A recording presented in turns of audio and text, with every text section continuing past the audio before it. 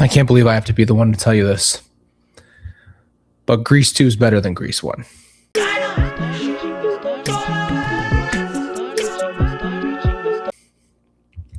We're going to get into it today. My name is Pop Culture Poppy, aka Colby. And for years, I have had this struggle over on my other channel's community. I brought this up one time. I grew up watching Grease 2, so I could say I'm biased. And then I thought, you know what? I'll watch Grease 1. This was years later. Finally gave it a chance. I go, wow, that was boring. That was not a fun movie to watch. Realistically, though, I came back in and I said, I'm going to be very unbiased and I'm going to give this the most realistic chance. I'm going to completely watch this with a clean slate because if the first one's better, it's better. And I have changed my mind in the past about different movies, but I will say nothing's changed. Here's the deal. We're going to break this down in 3 different ways. We're going to go characters and supporting cast.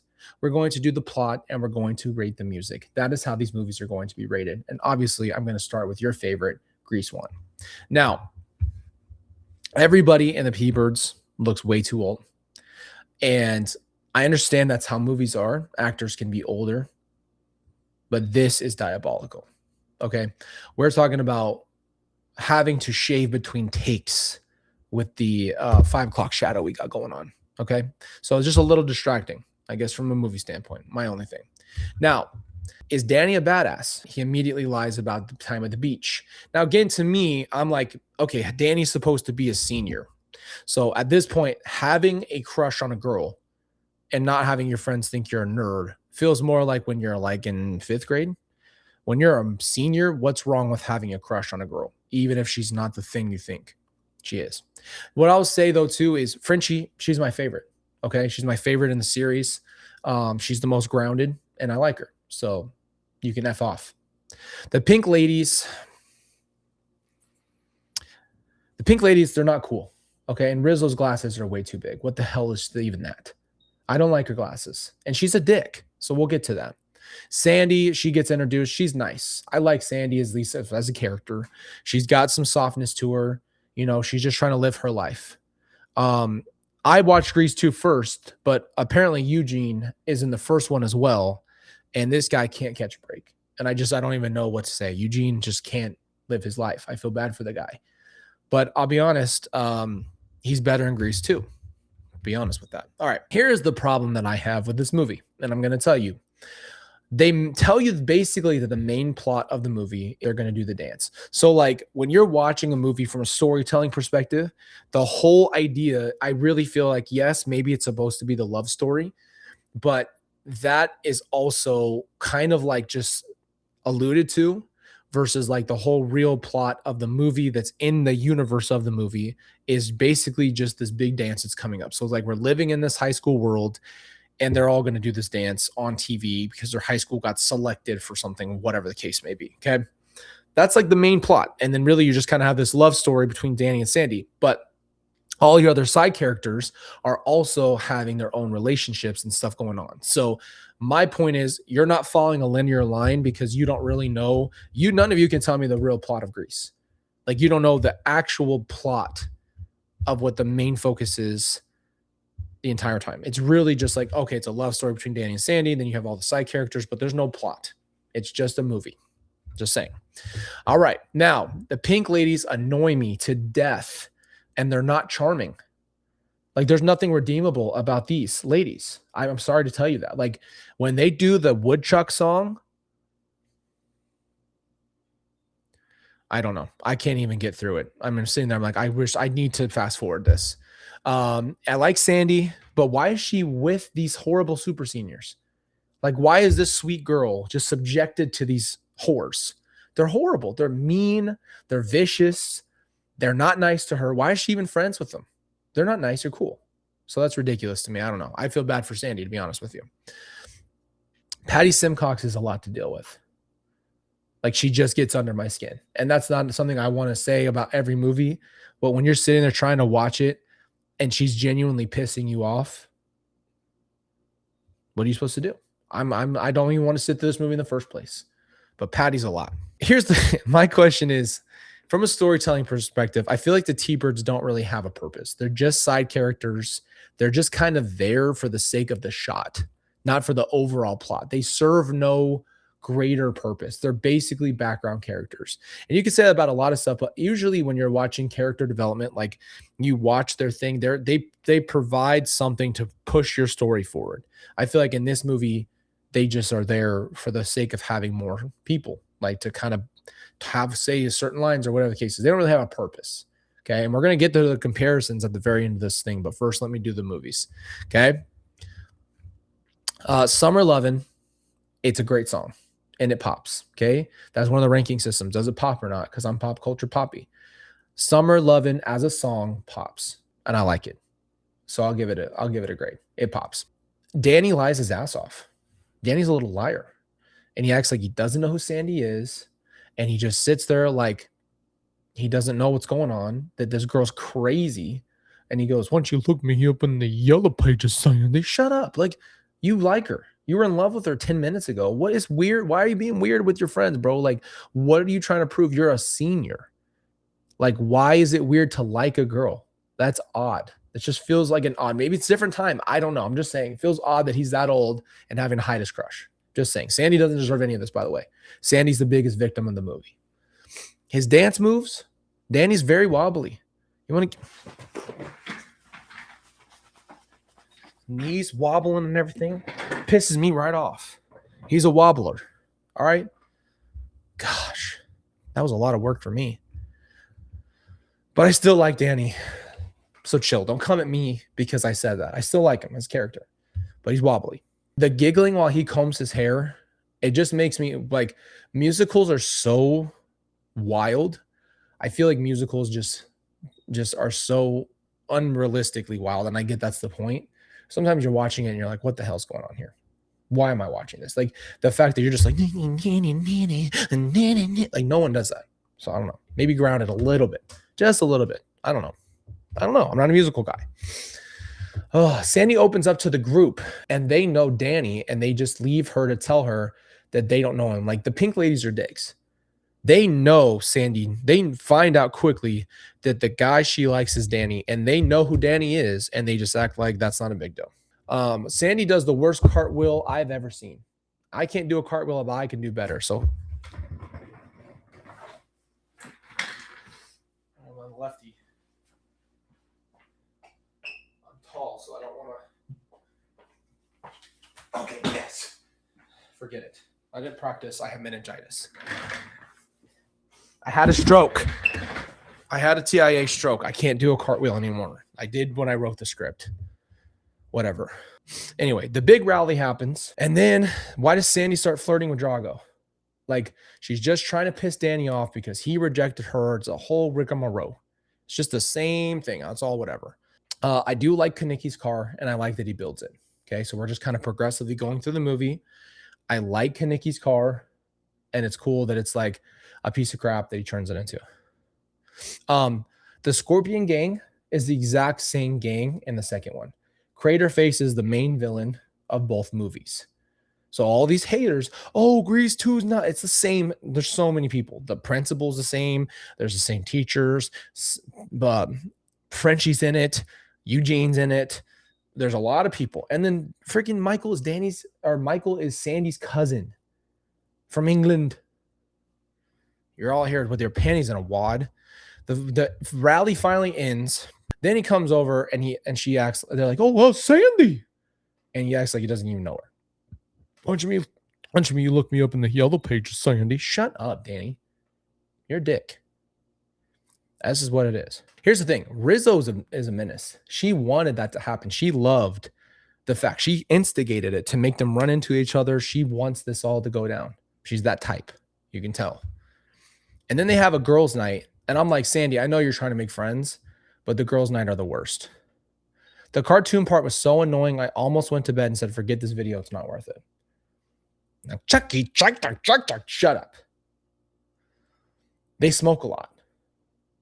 That's it. That's all I want to say. They smoke a lot. The Pink Ladies so far in the movie, one is annoying, one is a harlot, and one is Rizzo. And then one is Frenchie, and I like Frenchie. You know how I feel about her. I like Frenchie, so don't say anything about her. They try to corrupt Sandy. These are the worst type of chicks in the world. Pure pressure, just harlots. One girl has like 40 Dear Johners. She's out here. She's trying to get with the famous guy. They're having an inappropriate relationship because he's a TV guy. He knows she's in high school. This whole movie's got some wild stuff. Okay. So just chill because both movies do this. Some questionable things. So while Sandy is bleeding and vomiting in the other room, they decide to do a whole song roasting her to death. They made a whole Sandra Dee song while she's in there bleeding and vomiting.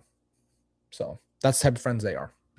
I see why you love this movie. This movie is just, it's so solid. There's so much good character development here. Kenickie needs to get out of the relationship. Like I said, I'm not a Rizzo fan. You couldn't convince me. She's not worth a damn. This isn't about the actress, this is about the character. So don't come for me about the actress. The character sucks. Danny stays my favorite throughout the whole movie. Very easy, just my favorite. I don't know why Sandy stays at the sleepover, but she does. She continues to do her thing. She stays at the sleepover. I don't know why. We immediately go into the makeout peak, and they're deciding if they should do it or not. Important to the story? I don't think so. Really, like, to the point. Whole overall story, it just feels like a bunch of stuff going on without a real reason why it's happening. It doesn't feel like, oh, this is just a high school story. This is just a high school thing. No, it just feels like it's happening and it's just whatever. It's just like, here's a bunch of information. We're going to randomly put it in sequence. Here comes Craterface.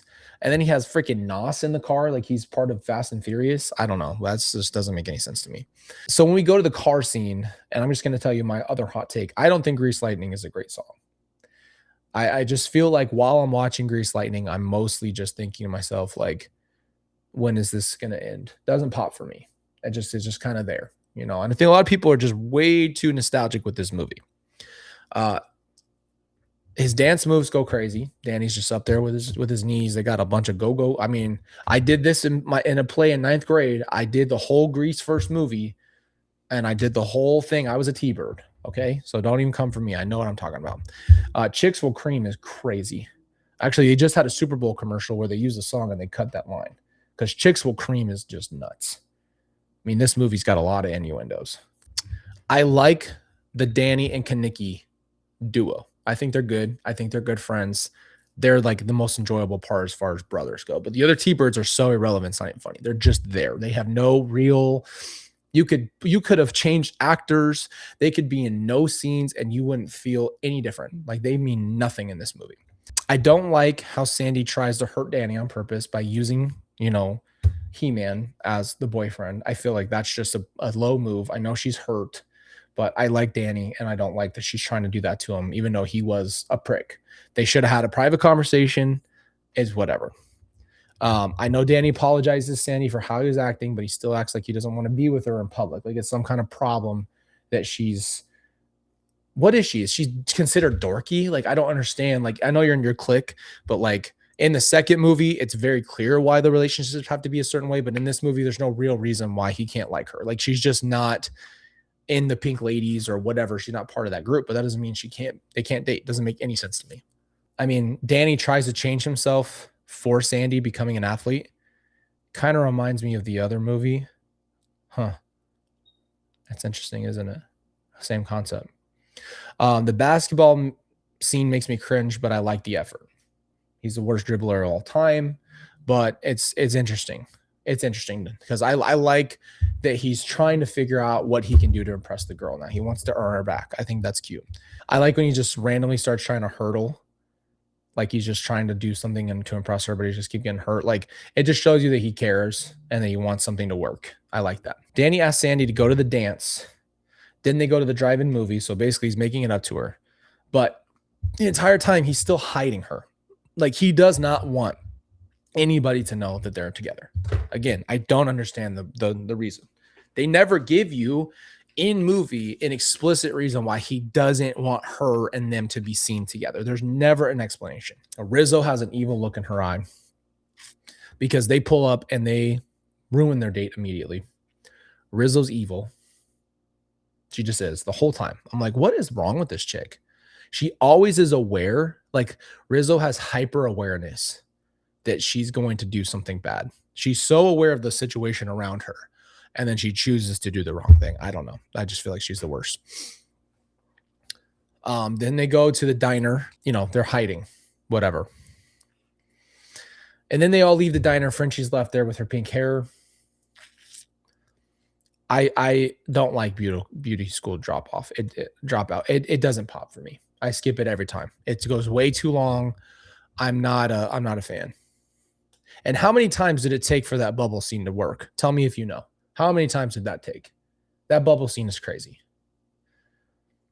The next scene is them setting up for the TV dance thing. So basically we're at like the midpoint of the movie where, if not closer to the end, where really the only theme you have is that Danny wants Sandy. But other than that, nothing else is really happening in the world here. Kenickie is looking for a date because Rizzo and him got in a fight. Big spoiler there. And then Fast and Furious shows back up and randomly pulls up on Rizzo, and she just jumps in. Craterface just pulls up in his car.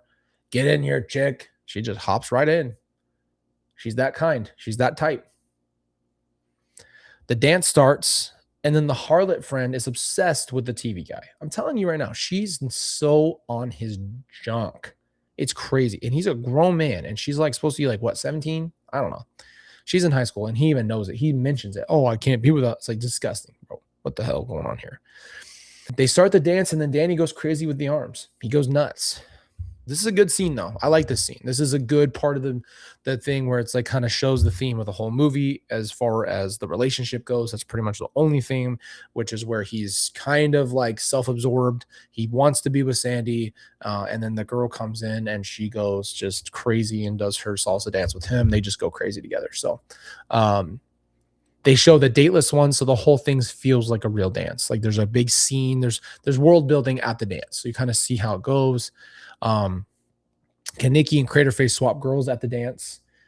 And then Cha-Cha shows up, and what's her deal? Danny rips Sandy away fast because he doesn't want anything to do with Cha-Cha. Whatever Danny's history is with Cha-Cha, I don't know. The TV dude wants the schoolgirl. That's like a continuous happens the whole time. The vice principal is a freak too. I mean, what's going on here? Everybody's freaky. This is a freaky little movie. The dance is about to go live on TV. Vince is caught up with the harlot. He acts like he's the absolute shit. I feel bad for Eugene, per usual. Just feel bad for the guy. And then here comes Dr. Seuss with his rhyming. Just going on. They don't even notice the camera, and it's literally huge. I don't know. Just ridiculous.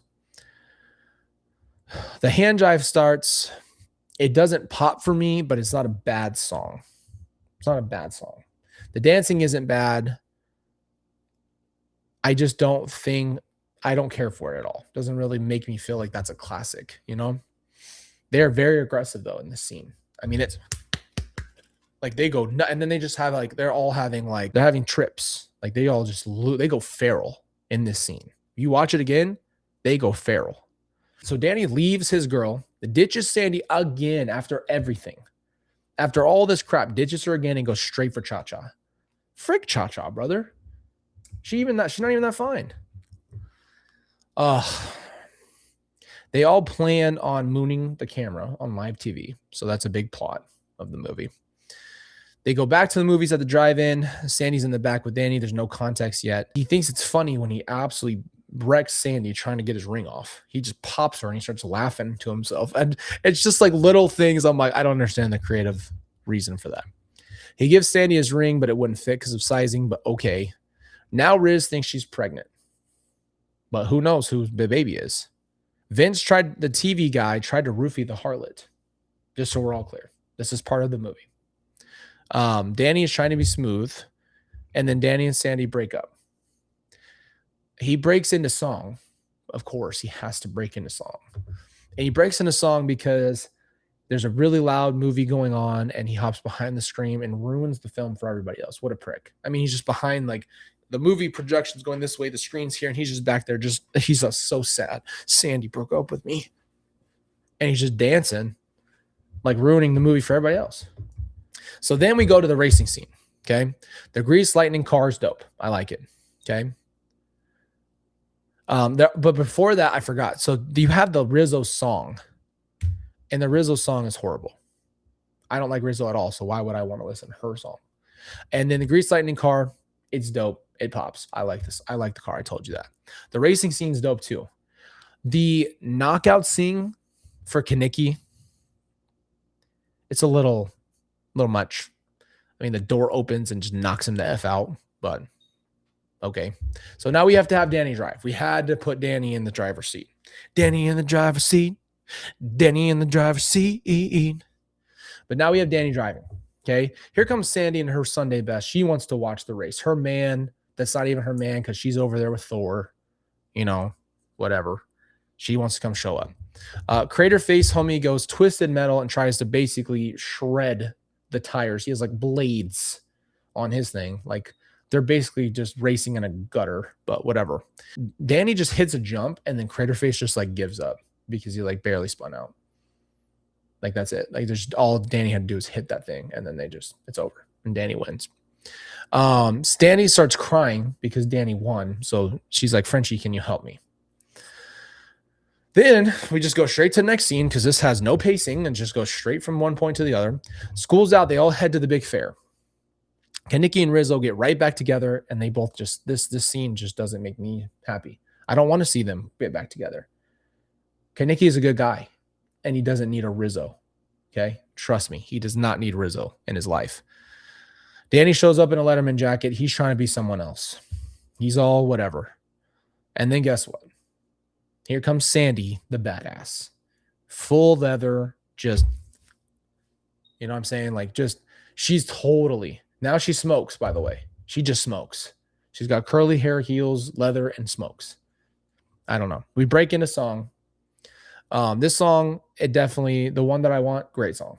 Pops, great song, timeless. It hits. I'll say it. Now Danny is depicted as completely unbelievably horny and hungry. He sees her in leather, and that was like the thing he waited for. Like he thought he loved Sandy before, but her in leather with a perm and a cigarette has him feral. He's, oh gosh. I mean, this guy's gone. He's gone. He can't believe it. The gibberish in that song sounds like when I had a stroke, like I mentioned earlier. So when they go to the haba laba luba daba dibba dibba, it just gets way too much. It's like we just got to slow down, speak English, and then maybe just don't do that song. So I don't care. And then I think 2 songs in a musical back to back is a lot. Now for the ultimate plot holes of all plot holes, they take the Grease Lightning car and they effing fly away. There's no context to this. People have to make up lore for it. Oh, well, that's them riding into the sunset. You had to make that up. There's no film reason that happens. They just fly away and everybody's waving, so they acknowledge that they're flying. Some people think they were in comas and that's them dying together. What? They died together. They got in comas together and died together. Or it's someone's entire fantasy, but you had to make all that up to make that happen. So that's Grease 1 in a nutshell. And again, I was critical of both. So I'm going to give you Grease 2, and then I'm going to give you the ultimate review at the very end. I'm comparing the 2 side by side. Here we go. Grease 2. We are back. Same principal, same school, different time. Back to school goes hard. We're going to go back to school. I'm going to get copyrighted. Eugene is still there and Frenchie. So there's no real timeline. I think they kind of mentioned it at one point. Maybe it's like 2 years, something like that.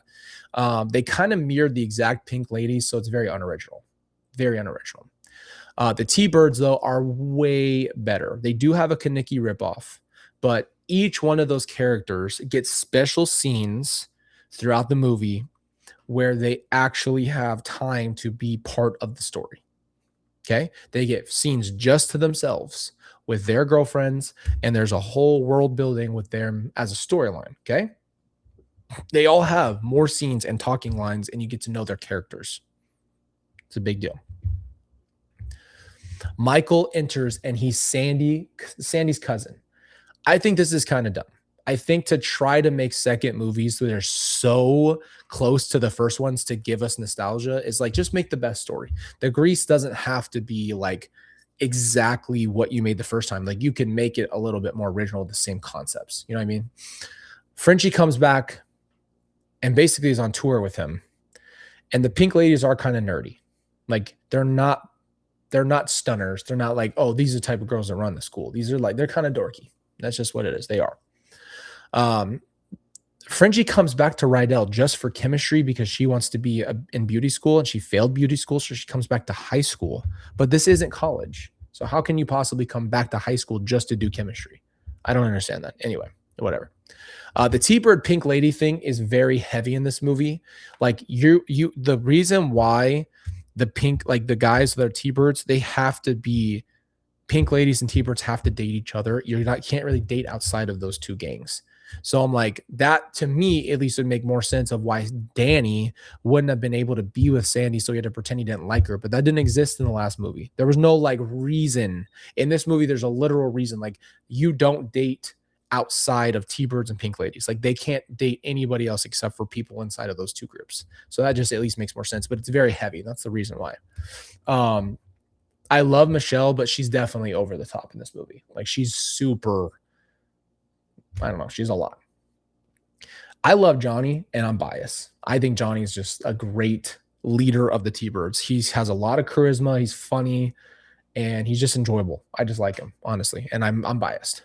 Eugene tours Michael and then he sees Steph and he likes her. So right off the bat, it goes from he just showed up, he sees a girl he likes, and the movie goes in there. And they don't have the same greaser vibes from the original T-Birds. And in this one, it's from a car to all of them being motorcycle. So I think in the time gap between Grease 1 and Grease 2, they kind of tried to make it more of the time. That's just what it is. At least they seem a little bit younger. Each one of them does not look overly old for their role. Maybe older than they should be for high school, but maybe in the 20s, not like 30s and 40s, which some of them seem like they are way too old in Grease 1. Michael can't get a break, by the way. I mean, this guy is just not, he is just not getting it. Like these movies are pretty brutal. They're bullied movies.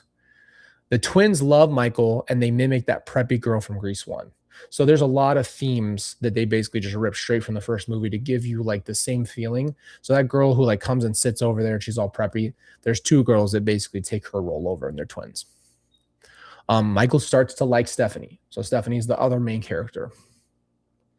We were told that only T-Birds can date Pink Ladies, but Sandy wasn't. So these rules didn't exist in the original, right?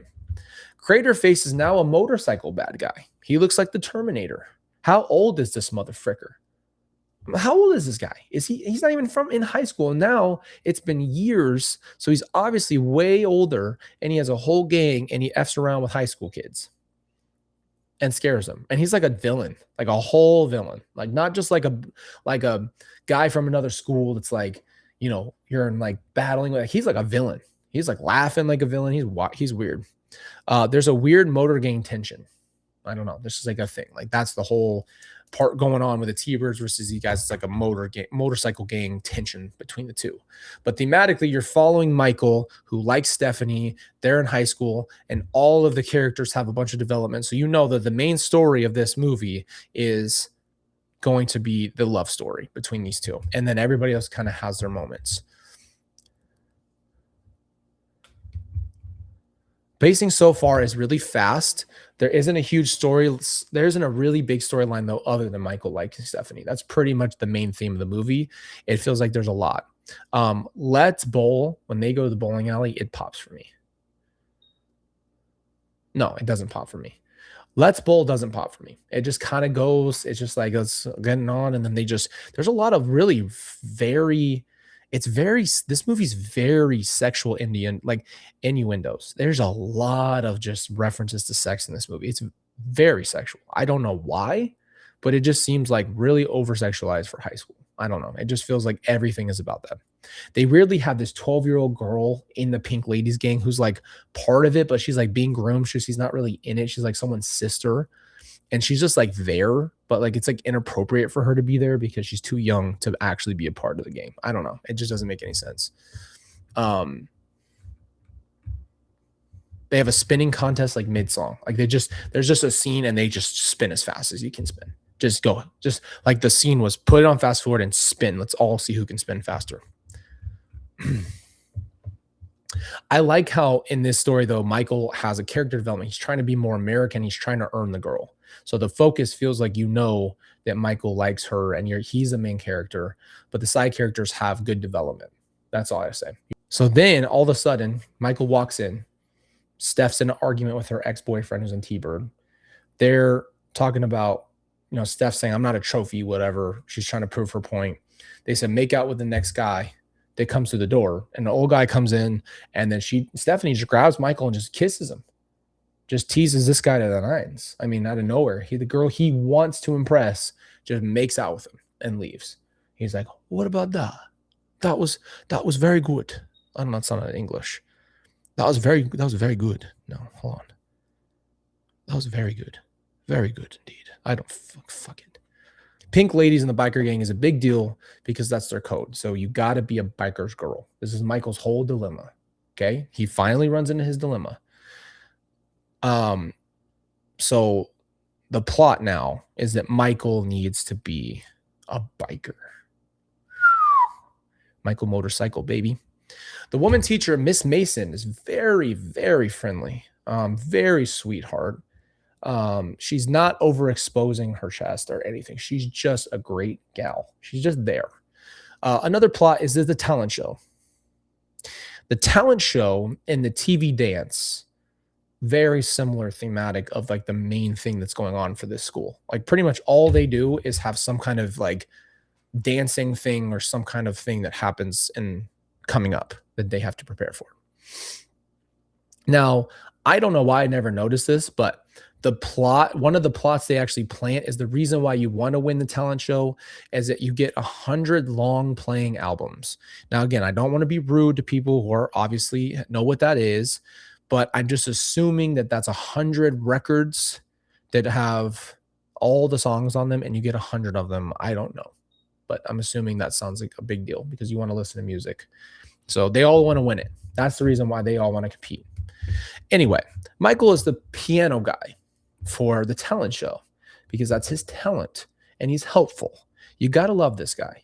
He wears nice clothes. He's got good hair and I don't know. And by the way, Michael shoots his shot mid-song. They're practicing and Michael's like, this dude's not afraid of nothing. Okay. He's playing the piano. Will you free on Saturday? How about the next one after that? How about maybe next week? Yeah, I like that. Like, man, I'm not really, I can do a better British accent. I promise you that, but whatever.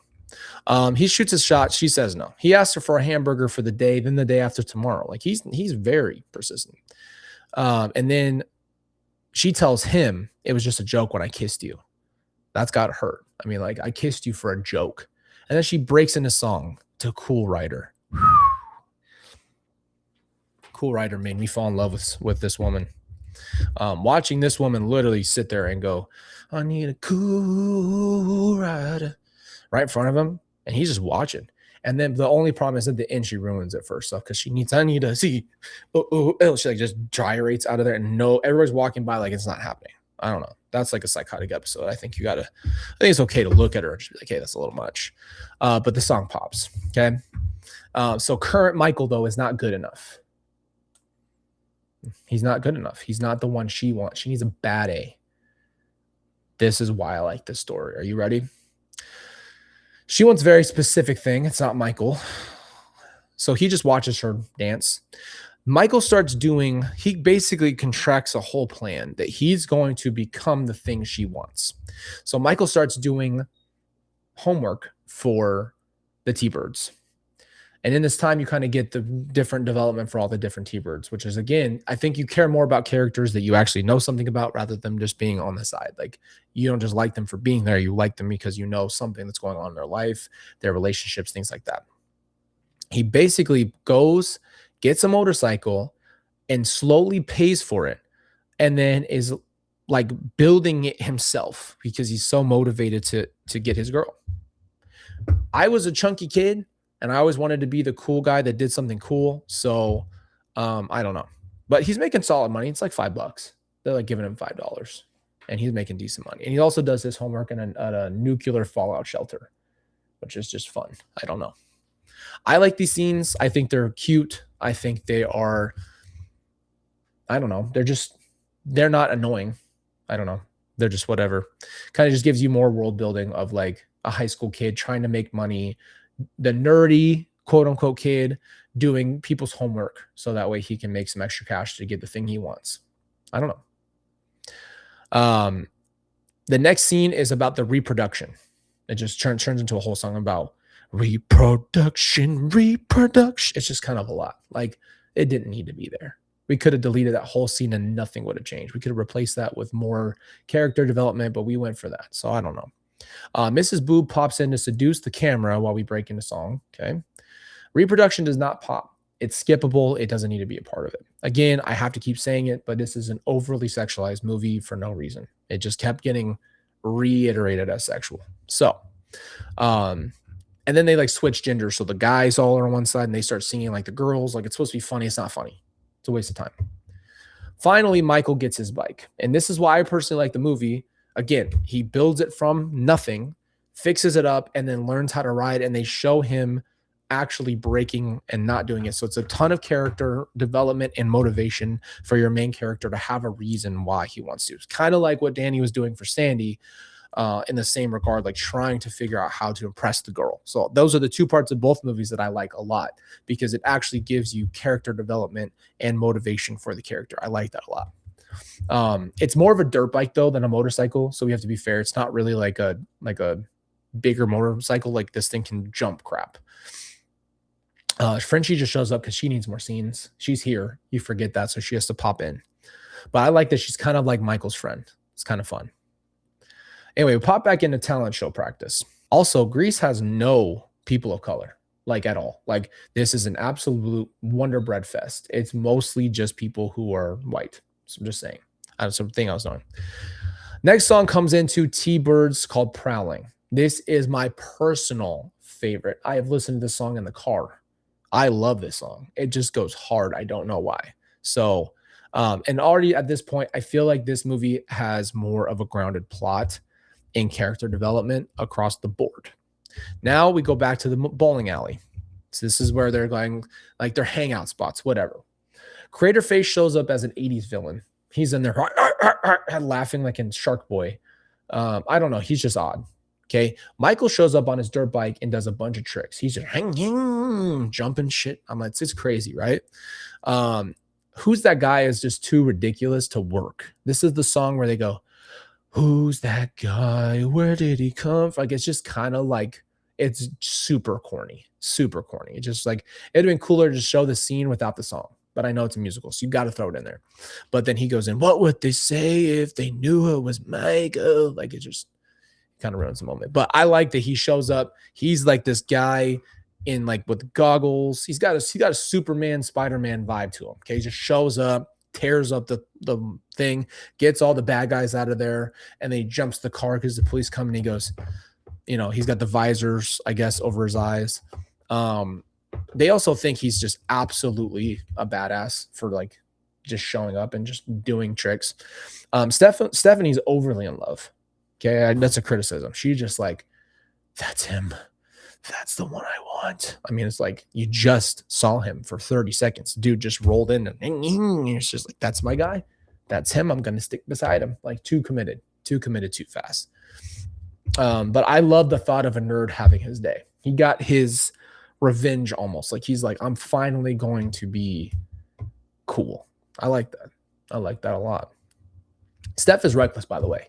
Michael lights her cigarette because she's just sitting there.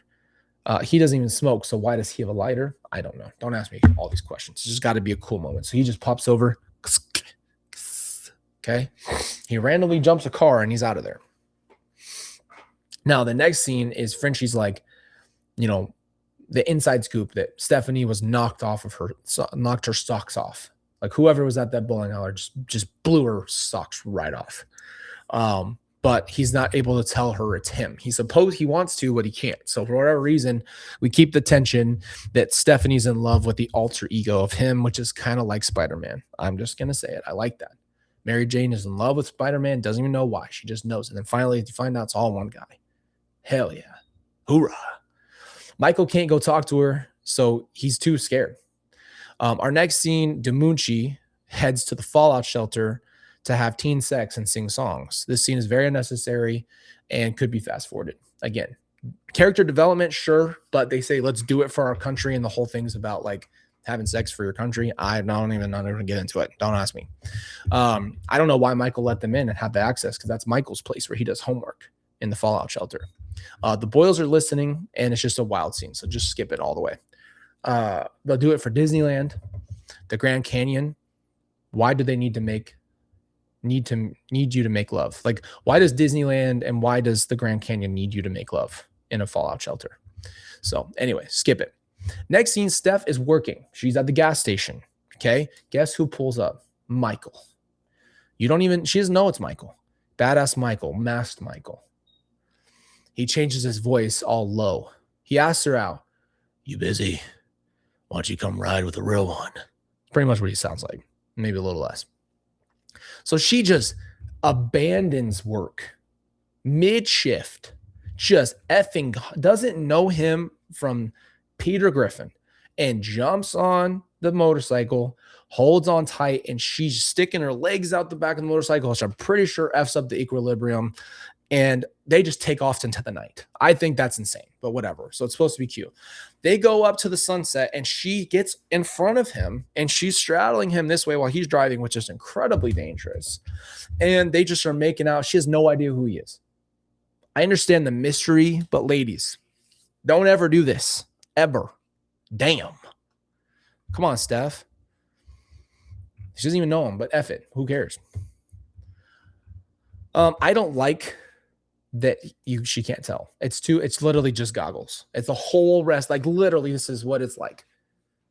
Hey guys, it's Michael. Like, it's like I'm not a different person. I'm just me. I just covered my eyeballs. I don't understand. I never understood movies like that. Whatever. It's like I can tell if I can see your whole damn face with the shaved face, everything. It's like everything's the same except I can't see your eyes. Like, it's just you with goggles. Anyway, Superman, whatever. She doesn't recognize his accent, even though he's trying to hide it. It's still kind of there. And then he takes her back. She's on cloud 9. And then the T-Birds pull up and he just he's out of there. He's got to stay mystery. Okay. And then they say, if we ever see him again, the T-Birds say, if we ever see that boy again, he's toast. We're going to butter his toast. He's done. So anyway, they go to the talent show, whatever. He tells Stephanie, I'll see you at the talent show. That doesn't make any sense because he shouldn't even know about the talent show. She even says that talent show. How do you know about the talent show? Like, she's thinking he's a grown man. Whatever. She made out with him in the front of his motorcycle, never saw his face. We break into song. We're going prowling. Song pops. Again, very sexual. I don't know why everything is, but that's how this movie rocks. We're back in class. Stephanie is so caught up with Motorboy that she can't even think. She's gone. She can't stop thinking about it. Michael, without the mask, is now seeing how she really feels about him. So she's starting to like him, like Michael without the mask.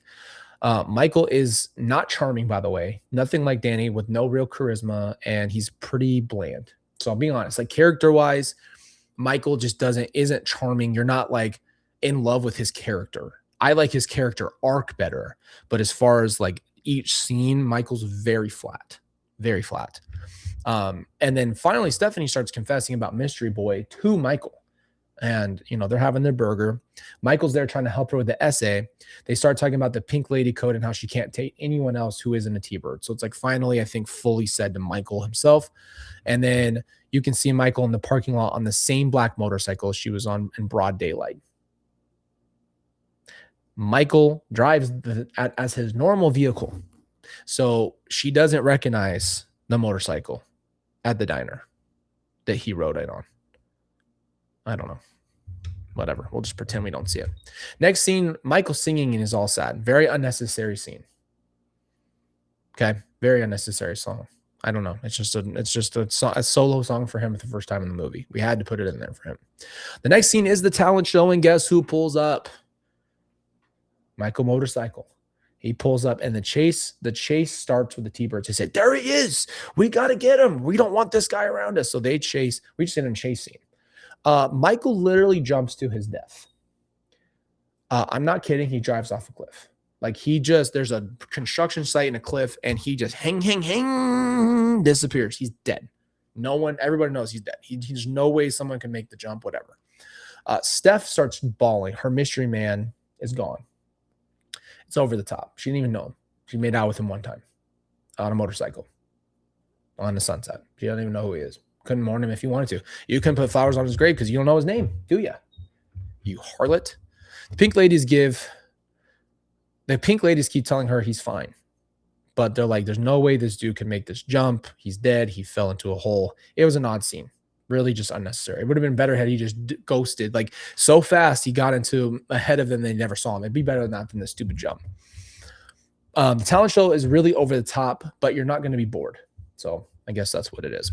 T-Birds performed their song, and now it's the Pink Ladies' turn. Now, the Pink Ladies have been practicing this song. You hear it all throughout the movie. It's finally time for that to happen. Steph ruins the whole thing because she has a crash out on stage over her dead boyfriend. She doesn't know. So Girl for Every Season doesn't pop, but I do like the concept. It's interesting.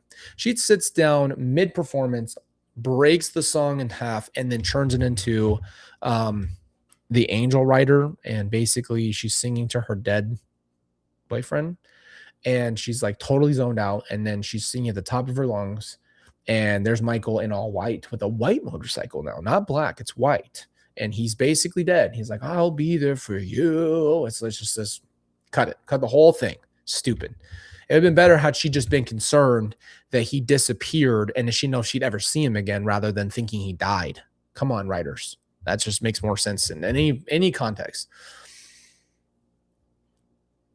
And the only thing that she wants is a man who rides a motorcycle. Like, what about the other 99% of the time? Like, where you're just going to ride bikes all day? I mean, at some point, you got to have a conversation. I don't know. By the way, this is like the most 80s movie ever. Very, very 80s themed. Then we do the Luau, another gibberish song. Grease loves gibberish songs. It's like, come on, stop it.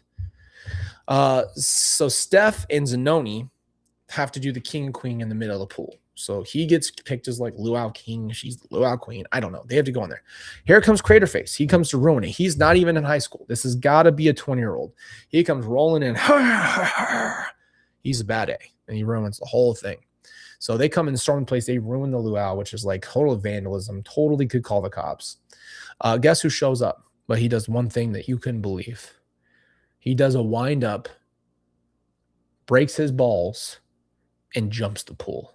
Hang right over the pool. Most incredible jump. Lands that motherfucker. They're all scared. They all take off. No one else could have made that jump on a motorcycle, apparently. The water stopped the bad guys because they all like drive into the pool. And even though the pool is like not that big, they just all like, it's like Michael just ruins their stuff. And then guess what? He removes his glasses and everyone sees that it's Michael. Oh, Michael, it's you. I can't. Stephanie comes up. She's enamored. Oh, honey, it's you. I can't believe I get the brains and the bronze. And then Michael is given a T-Bird jacket. He finally earned it. You know, they're like, you know, you can do this. Even though we're seniors and you're not going to be here next year. And this is the end of the summer.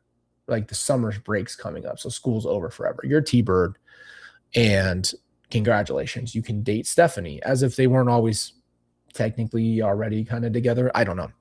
And then he said that she might not even kiss him if she knew it was him, but now she fully accepts him. So she wouldn't have kissed him before she knew he rode. That's like her only credential. We break into song. Together Forever doesn't pop for me. Okay. It's just, we'll be together forever. It's just a long one. Okay. And then in one of the parts of the songs, the dude just straight up asks if he'll ever score.